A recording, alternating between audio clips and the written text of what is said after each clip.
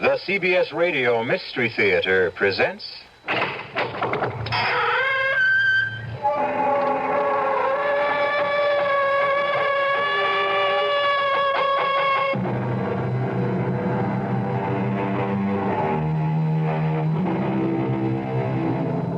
Come in. Welcome. I'm E.G. Marshall. Welcome to another world. A world of suspense. A world of the unexpected. And a world where fantasy and reality may often wear the same face. We are told, the truth shall make you free. However, in certain situations, the truth can send you to jail. And so it's all a matter of what freedom really means, not to mention what truth really means. For Eleanor Hartley, this is no philosophical, theological, or intellectual exercise. It has become suddenly a tangible and terrible fact of life.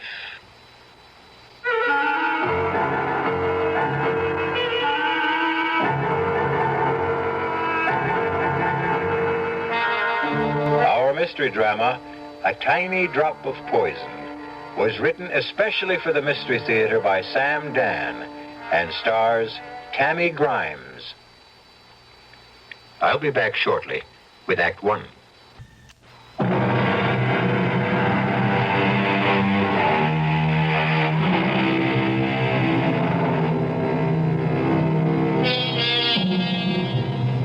There's simply no way of knowing.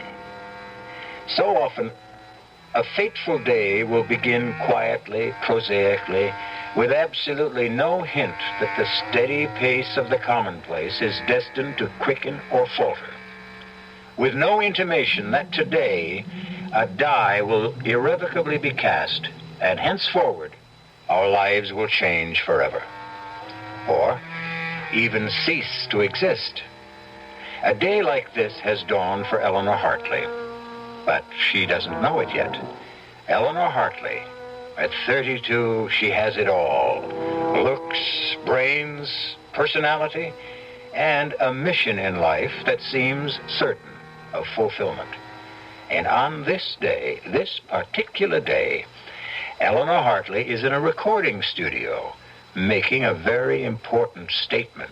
The principal issue, the primary issue, the overriding, indeed the only issue, is morality. Do you or do you not? Can you or can you not trust your elected representatives? Okay, Eleanor, thanks. We got But I it. haven't finished. That's all we need. Tom, I intend to run my own campaign. Absolutely. Maury, don't edit any of this stuff now. Grab a portable rig and come on with us. We're going to the Madison Beach Club. Just a minute. I have no intention of going to the... You know, we didn't even drink our coffee. Why don't we just relax for a couple of minutes? Mr. Caldwell, I think it's time we reached an understanding. I thought we understood each other all along. You want some sugar? I agreed to run for Congress because a group of concerned citizens asked me. Well, they did. And I thought it would be that simple. Why do I have to go to the Madison Beach Club? You want to talk to people? That's where thousands of them are. Also, you look great in a bikini. I think that's dishonest. Why? It's your very own body.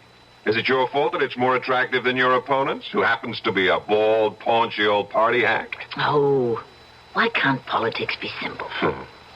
You know, it's been such a morning. Didn't even get a chance to see the papers. Oh, look, right here. Right here on page 1. This is what the game is all about. What? Look, we got some more results from the surveys. You have gone up 7 points in the last week. That's not very much. Are you kidding? An unknown running against Big Jim Parkhurst, an entrenched incumbent? The way you're gathering momentum, we are in. Look, Eleanor, I have to know something. What? Big Jim is going to take you seriously from now on. I should hope so. Things may get rough. I'm not afraid. You don't know what rough is. You don't know how Parkhurst's people will probe and pry and dig. So, if there's anything in your past, anything at all... What are you trying to say? By now, Parkhurst has unleashed the hounds. They'll examine your life from the day you were born. I have nothing to hide. Good. That is... Yeah? No. no one would ever come up with anything to embarrass me. The year you were 22? What about that year? Eleanor, we can't account for it. What are you talking about? Well, we've checked you through school. We've checked you through college. You mean you've actually investigated me? Of course. When you were 23, you married Ted, and the past 5 years have been an open book. But that whole year, while you were 22... Yes. Well, like so many kids who get out of college, I was at loose ends. Didn't know what I wanted. So, I just took off. I traveled around the country. I was just trying to find myself. And I did. And that's all there was to it. Okay. Come on, finish your coffee and we're off. Hey. What? Look at that. Oh. No, it's just nothing. It's an article here. Which article? It's got nothing to do with politics. I just happen to know this guy. Who? Oh, some guy. He was killed about 5 years ago. Murdered one night. Nobody knew why or by whom. Well, this sure throws a new light on the case. Turns out he was a foreign agent. Who'd ever thought that Paul Grover could turn out to be a foreign agent? What did you say his name was? Grover, Paul Grover. Why, did you know him? Grover. No, I never knew anyone. Go figure, some people. Tom? Something the matter? I didn't feel good. Got a headache. Maybe I better go home. I'll rest for a while. Eleanor, what's the matter? I told you I have a headache. Okay. It's a woman's privilege.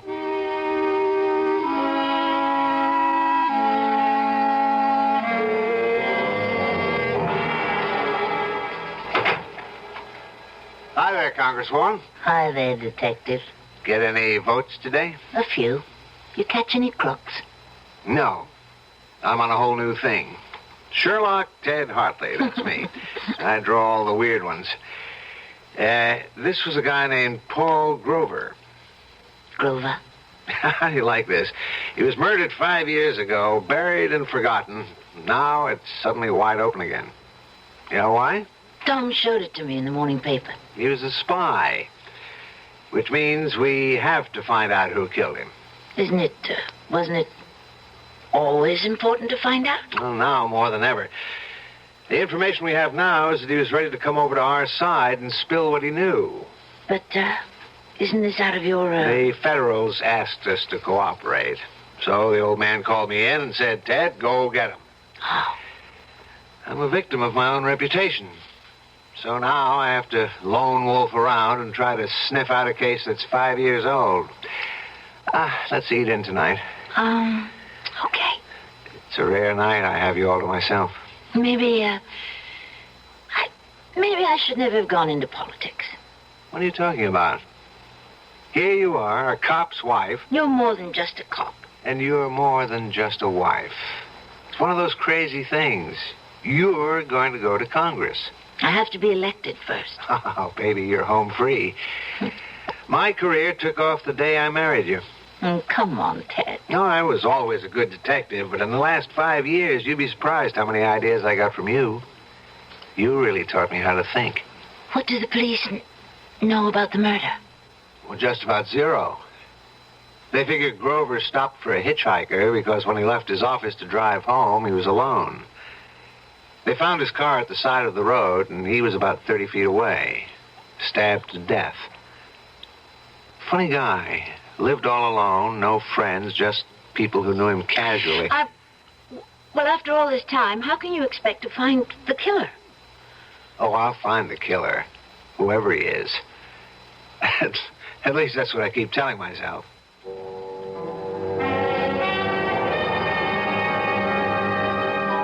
I looked at Ted. If he's determined to get the killer of Paul Grover, eventually he will. And I don't know what to do. Should I tell him now? Suppose I did. What would he do about it? But why? Why should I tell him? He can never find out.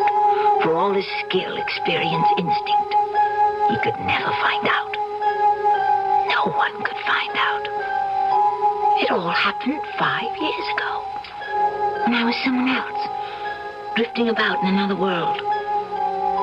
How could anyone ever link me to Paul Grover? There were no clues. No one ever saw us together. No one saw it happen. No one.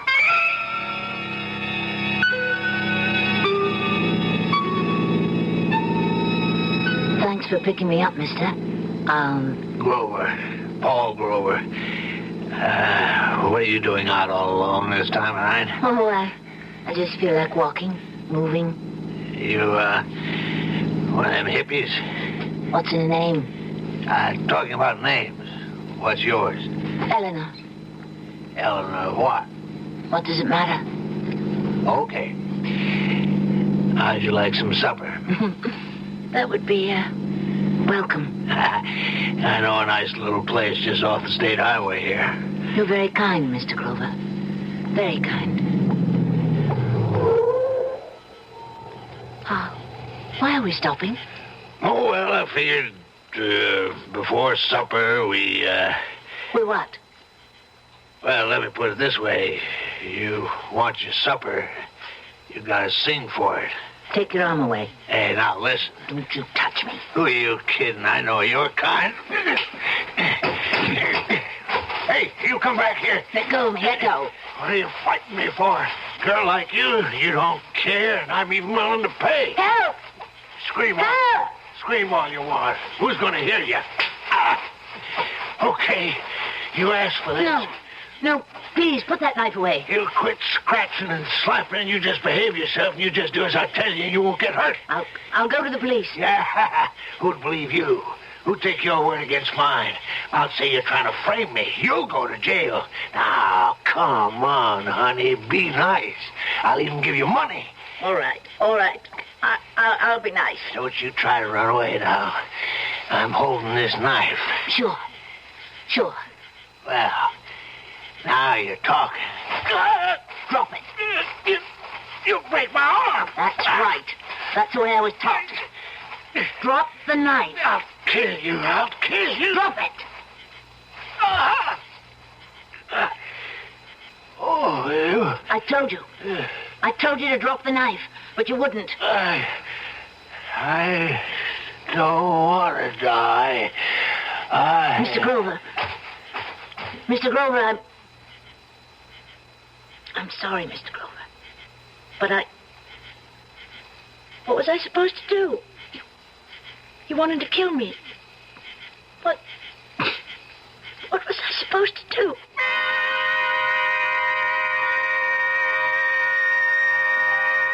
He was dead. The knife somehow had been turned against his own body. I just stood there. I remember now. I wonder why I didn't panic. But I was cool. I made sure to leave nothing behind me. Not in the car. Not anywhere around. There was no blood on my clothes. And so, I just walked away. I walked away into the night. And no one saw me. No one had seen me get into his car. No one saw me kill him. No one saw me leave. Nowhere does any shred or scrap of evidence exist to link Eleanor Daly, now Eleanor Hartley, to Paul Grover.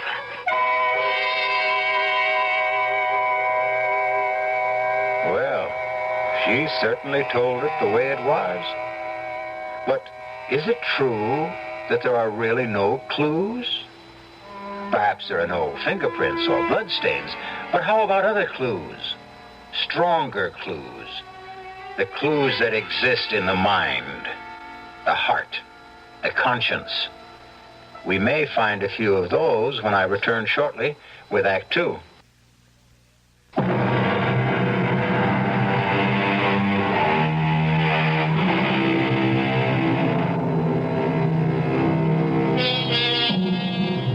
They are a most unusual and attractive young couple, Ted and Eleanor Hartley. Ted is a brilliant detective on the city police force. Eleanor is so bright and sincere and articulate that a citizens committee has asked her to run for Congress. Eleanor is busy with her campaign. Ted is busy trying to track down a murderer. This sounds like two different stories, but actually, it's really one story, because the killer Tom is looking for happens to be Eleanor. No. No, don't. Let me go. Let me go. I'll kill you, Mr. Grover.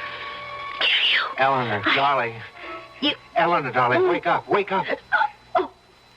What? Oh. I must have had a nightmare. You were muttering and mumbling the craziest things. I think it's just... I've been working too hard.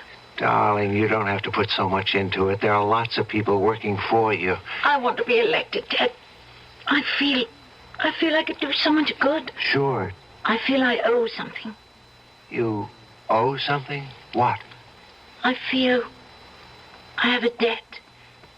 I have to make up for something. What? Oh, well, once I did someone an injury. Who? It was a long time ago. Yeah, but if it bothers you... This person had it coming. Then forget it. It's not that easy. Want to talk about it? No. Part of our bargain, remember? We'd never press each other for details about what happened before we met each other. I'd say overall it's a good bargain, but... Tell me, did I bother you with this Grover case? Bother me? Yeah, your nightmare. You were mumbling, but you don't want to talk about it. No, I'll talk about it if you want. I remember reading... It was such a messy murder. I have to find the killer, no matter how long it takes. I'm scared, because I know Ted means it. He never quits. He'll stay with it forever.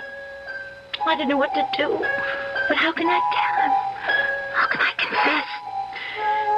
It was self-defense, but it'll be the end. Not just the end of my career, but the end between Ted and me.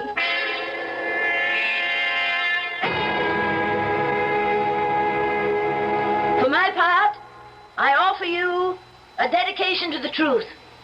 I will follow the truth, wherever it may lead. I will seek the truth, whomever it may hurt.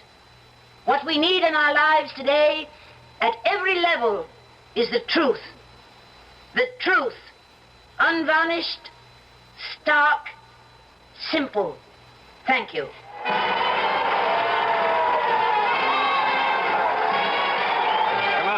To go. Come on. How did it sound, Tom? We'll sneak down the back stairs. You're due on the south side in 15 minutes.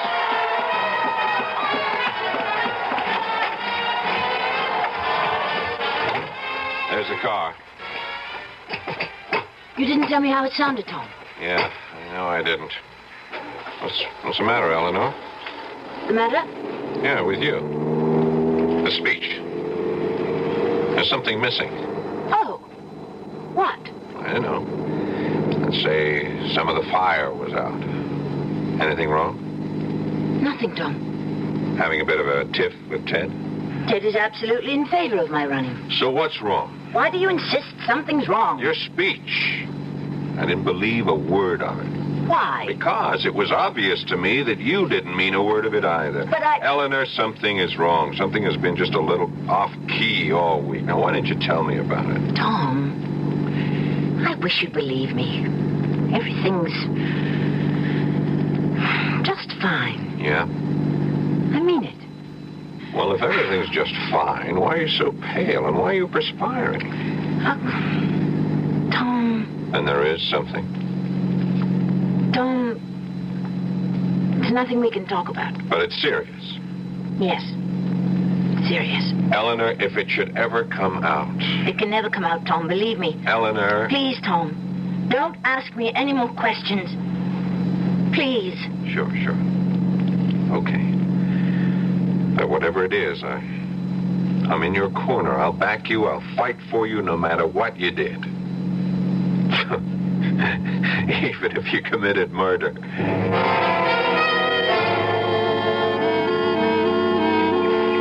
I can't believe we have a free afternoon. Not Ted. You've been busier than I have. Well, that's true. I'm the one who's been doing the neglecting. Guilty. I even got you out here on false pretenses. I'm working. Working? Mm-hmm. I said, let's park the car and go for a little walk in the country, but right here is the site. What site? The site of the murder. The Paul Grover murder. Right here, past this tree. Ted, Huh? What is it, darling? something about this place. What if you want to leave? No, after all, if you want me to help you. Right here, past this tree, is where he drove off the road. To, pick up a hitchhiker. No. I don't buy that story anymore. Why not? There was another car. Oh? There were tire marks about 50 feet south of here where another car pulled off the road. But, didn't the police know this 5 years ago? Oh, sure. It was in the report, but the police are like everyone else. We have a considerable body of knowledge, but we only use what seems relevant at the time. You think there was another car involved? That's right. Someone met him here and killed him. It has to be that way, because he was being set up. So you see, I've got some clues. I have those tire marks. They made a mold 5 years ago. And I've got this little button made of bone. It was clutched in Grover's hand. You take a look at it. I looked. It was a little button. The sleeve button. From a corduroy jacket. One of a host of buttons that adorned that jacket. The jacket I had worn that night. There were so many buttons. I never even noticed the one that was missing. That jacket. I still have it. I don't wear it often, but I still have it. It's in one of my closets. What you're saying is that if you can find the jacket it came from, you've got your killer. That's right. I've got it. Him? Well, it's from a man's type field jacket, very popular about 5 years ago, although lots of people wore them. I think you've got one like it back home. Anyhow, there was a fight. Grover was stabbed. The killer took the money. But I didn't... I didn't what? I didn't know that robbery was the motive. Wasn't it supposed to have been a secret agent thing? I figure a hired killer. But he was stupid enough to pick up some loose bills. That should hang him. Are you sure? You know what else I've got? I found a witness. There's a little restaurant a couple of miles down the state highway. Certainly, I don't mind telling you the story again. There was this young man who came in here that night. How can you remember so far back? Oh, Mr. Grover was a steady customer, was a good customer, so I remember what happened the night he died. Yes, he was a good customer, but he put ketchup on everything. Anyway, on that night, this young fellow, he comes in, he was wearing a corduroy jacket and denim pants. Why did you notice him? Well, you see, he ordered a steak, and then he pays with a $10 bill, and there's blood on the bill. Blood? Yeah, so I says to him, this looks like blood. He says, does it? And I says, how did blood get on this bill? And he says, maybe it's blood money. He takes his change, gives me $1 tip, and leaves. Why didn't you tell this to the police? They never asked. Would you believe that this lieutenant here is the first policeman that's walked into my restaurant since it happened 5 years ago? And can you describe him, Hugo? I have never forgotten him. Was a big man, 6 foot tall, about 200 pounds. He had black hair, brown eyes, a big scar on the left side of his chin, and the tip of his left pinky finger was missing. Thanks, Hugo. Oh, no, sir, yeah, don't mention it, Lieutenant. As far as the wife is concerned, madam, if I get up early on election day, I might even vote for you.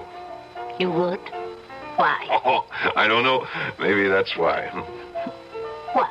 Well, you see, you tell the average politician that you're going to vote for him. He shakes your hand. He looks sincere. He says, thank you. You look sort of surprised. You say, why? That is honest. It shows you're honest, and that's something.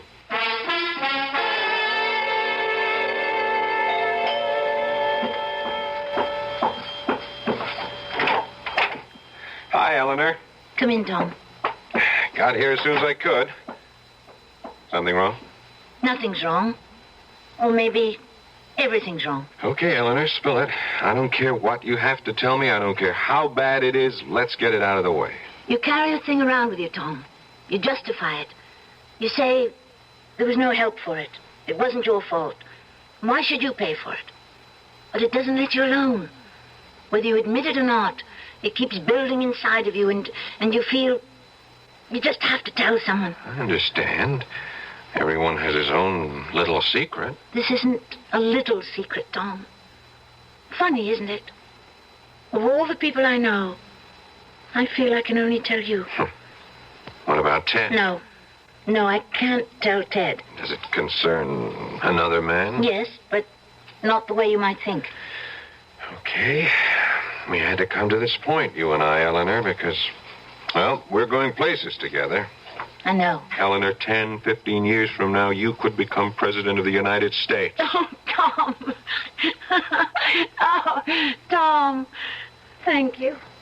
Ah, I needed a laugh. Why are you laughing? Sooner or later, we'll have a woman president. Why not you? Dream on, Tom Caldwell. Dream on. For all of them, it began with a dream. So ask yourself, why not you? You'll be 40ish, even more beautiful than you are now. Wiser, more experienced. Now, what could hold you back? Oh, excuse me.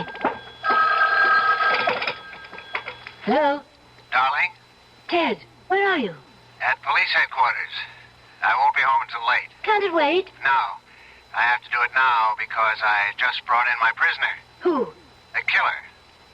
You know, the guy that murdered Paul Grover.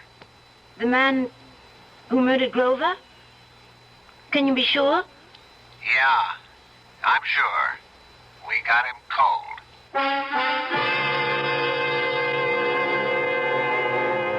Is it possible? Can two people have murdered Paul Grover? We know of one, but who is the other? Can there be another? Maybe it's possible to murder a man twice. We will deal with a number of interesting possibilities when I return shortly with Act 3.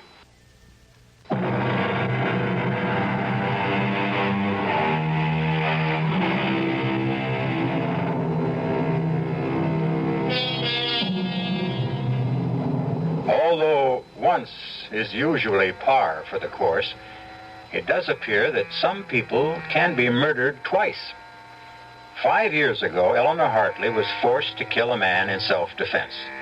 And now it develops that the police have evidence against another killer. And Eleanor Hartley, whose horizons are unlimited, now has to make a crucial decision. Everything all right with Ted? Yes. Just fine. They got the killer. Killer? The one who murdered that, Paul Grover. Oh, that's great. Well, Ted is really a great detective. Who's the suspect? I didn't ask. It'll probably be in the news. Okay, Eleanor, I'm waiting. Tom, I don't want to lose everything. Why should I lose everything? You won't lose anything. Don't say that. Is it that bad? Yes. Well, it'll have to come out. No, it won't. Eleanor, Big Jim is out to get you. He'll stop at nothing. Whatever it is, believe me, sooner or later, he'll uncover. No, he can't. No one can. Only I know. Eleanor, there is no way out except the truth. You're wrong, Tom. There's another way out. And it turned up for me tonight. So, the problem is solved. It's settled. It no longer exists. Eleanor, No, Tom. I've pulled myself together. I realize the stakes I'm playing for. It simply will not bother me anymore. You say that so easily. It's a matter of alternatives. What will be best for everyone in the long run? Well, I don't know what it is, but I sure hope you can live with it. I've lived with it for 5 years. I can live with it forever. I'll have to.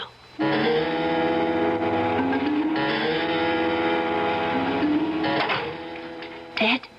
Oh, I'm sorry. I woke you. Did you think I could fall asleep? Tell me everything. Who is he? Vince Perry. Very bad boy. He's had quite a career. 5 or 6 years ago, he was just a punk. Now he was on his way to being #1 in narcotics in this town. But, you've got him for murder. How did you? Well, after all, 5 years ago, the police couldn't get anywhere. Well, I had one break. That little restaurant. I guess the detectives never went there last time. It is an out-of-the-way place, but... But why didn't Hugo come forward? Hugo represents a large group of people. Guys like Hugo simply don't volunteer. But all Hugo gave you was the description. It was enough. It told me it was Vince Perry. But the description, is it enough? 2 other things put him on the scene. The tire marks. They're a very special Italian tire. I checked back. I found out that Vince Perry had come into some money, bought an imported custom Italian car. Oh. And the button.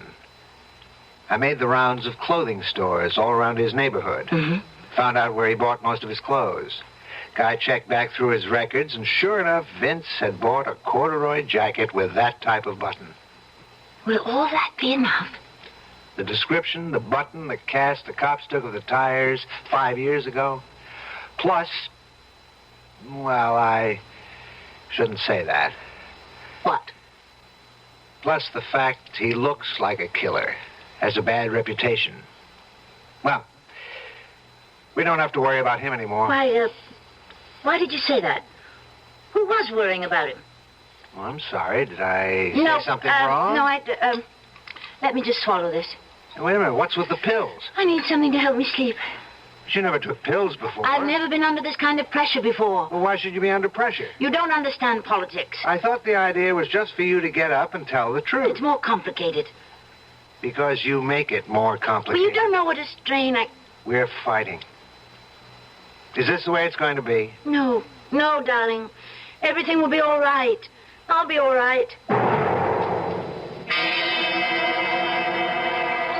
What's the schedule for today, Tom? Hey, I'm worried about you. I don't like the way you look. You're not getting any rest, but it's a light day. Lunch at the City Boosters Club. Guess who'll be there? Who? Your worthy opponent, Big Jim Parkhurst himself. Do I have to meet him? He's really a very nice guy. He's a thief. Oh, and this morning I've arranged for you to visit Vince Perry. Vince Perry? Yeah, in his cell. Why would I... Calm down. How could you even suggest... Look at it this way. You have to do me a favor because I have to do Charlie Colligan a favor. Who's Charlie Colligan? He'll deliver the vote for you in the 4th Ward.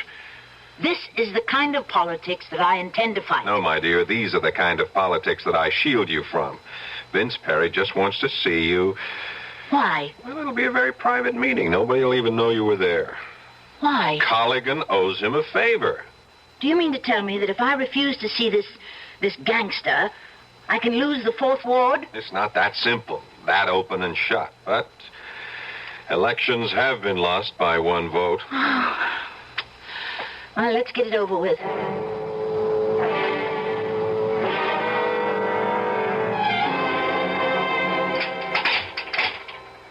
Well, nice of you to show up, Congresswoman. I haven't been elected yet. Oh, I hear it's in a bag. I only came as a favor to a good friend. Now, you're getting the hang of politics. That's what it's all about, no? Favorites. I agreed to come to your cell on 2 conditions. A, it would be kept secret. B, I would do nothing that's foreign to my principles. Okay. Let's find out what your principles are. Let's see if you want to start out by doing the right thing. What do you know about the right thing? I know this. The right thing would be for you to confess to the murder of Paul Grover. What did you say? Come on, you know what I said. You know why I said it. You killed Paul Grover. I seen you do it. That's a lie. Here's the way it was. Now I get the contract to knock him off. I followed him in my car. I figured I'd bag him after he came out of that restaurant. But first he stops and picks you up. Then, after a couple of minutes, he stops again. So I stop. I heard it all. I seen it all. I let you go. Why not, huh? You did my job for me. I never forgot what you looked like. You can't prove a word of it. I'm in the spot you were in when he tried to attack you. Now, nobody would have believed you then. Nobody will believe me now. What do you expect me to do? Like I say, the right thing. There's two kinds of people, honest folks and thieves. Now, there's a law. The honest folks obey it, period. The thieves break it. I'm a thief. What are you?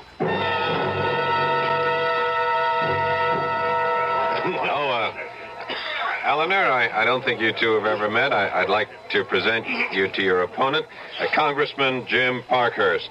How do you do? Well, so you're Eleanor Hartley. Well, now I know why I'm going to lose. You're even prettier in person. I think I'll leave you two to chat. Excuse me.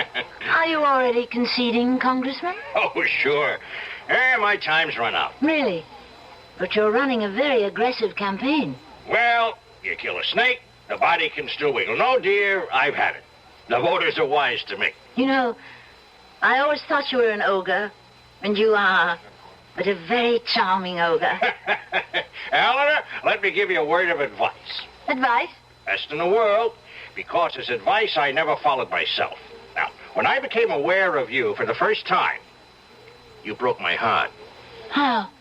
I saw you as I was, 30 years ago, filled with spirit, sincerity, a desire to find the truth and work for it. Really? Yeah, sounds strange coming from me, doesn't it? Well, just remember, it doesn't happen all at once. You wake up one day and, well, yes, you're a crook. You're dishonest. You betray your constituents. Now, you're not really that bad. My dear, I'm worse. It starts with the first lie, the first deal. That's when you swallow that first tiny drop of poison. Remember that. Have you tasted yours yet? No, don't answer. Just think about it. Thank you, Congressman. Thank you. Well, I know you'll have a highly successful career because you're a very honest little lady. You might even become president. Good luck. Well, what did you think of Big Jim? Tom, I want to do something, but I need your advice. I want to make a statement. It's something that is true, but it would end my career. Then why make it? Because it's the right thing to do.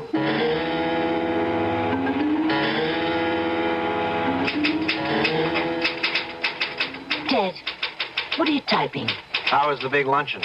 Oh, the usual. What are you typing? Here, want to read it? To Chief of Detectives, dear Inspector Summerfield, please accept my resignation from the police force. Ted, what's this? Oh, I don't know. I just don't want to be a cop any longer. Why? Why? Well, look, you'll be going to Washington. I thought we... Why do I have to be a cop all my life? Why can't I try something else? Because, Ted, for you there is nothing else. Look, let it go. Ted, I love you. I love you, too. What do you want me to do? About what? You know. How long have you known? How long have I known what? When did you first find out that I killed Paul Grover? The first night I got the assignment. You told me about it in your sleep. You were having a nightmare, but you told me. And every night since then, in your sleep, you kept telling me. The button's missing from your jacket in the closet. Why didn't you arrest me? How could I? Why should I? Besides, this is the perfect setup for Vince Perry. He's a rat. We're better off without him. Yes. And Paul Grover would have been killed by him an hour later. Why should your life be ruined? It's better this way. We need you more than Vince Perry. And it was self-defense anyhow. Then why do you want to resign from the force? Because I just made my first deal. I've taken the first drop of poison. Someone else said that to me earlier. I'll stop now before I become the kind of cop I have no use for. Hey, what are you doing? You can't resign, Ted. You're going to make an arrest. No, I won't. I can't. You can. You must. I've taken the first drop, too. And I can't live with it either. Please, Ted. But it'll be the end. No, Ted. It won't. You'll see. It'll be the beginning.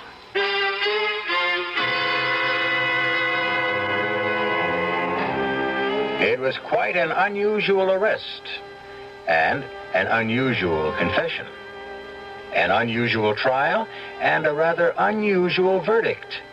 Not guilty. It would be nice to be able to say that she was elected, but no, there is a limit to the unusual. A pity. I'll be back shortly.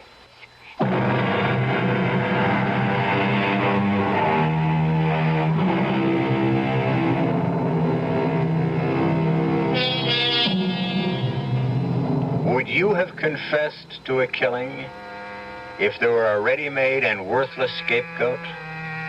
Would you have destroyed a promising career in return for a clear conscience? Doesn't sound like much of a bargain, but there are, oh, so many powerful people who wish they had made it. Why don't we all make a bargain to meet here again next time for another adventure in the unusual and the exciting? Our cast included Tammy Grimes, Paul Hecht, Robert Dryden, and Earl Hammond. The entire production was under the direction of Hyman Brown. This is E.G. Marshall inviting you to return to our Mystery Theater for another adventure in the macabre. Until next time, pleasant dreams.